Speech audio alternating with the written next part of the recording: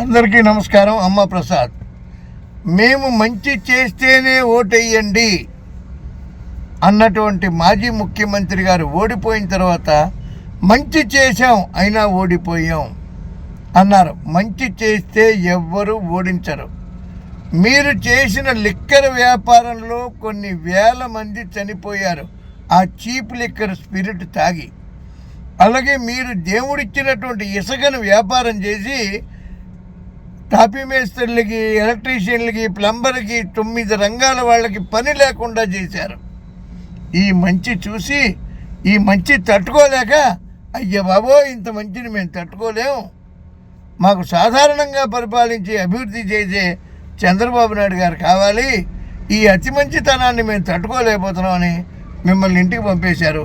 మీ తప్పు మీరు తెలుసుకోలేకపోతే అంతకన్నా దౌర్భాగ్యం లేదు. జై చంద్రబాబు నాయుడు, జై తెలుగుదేశం.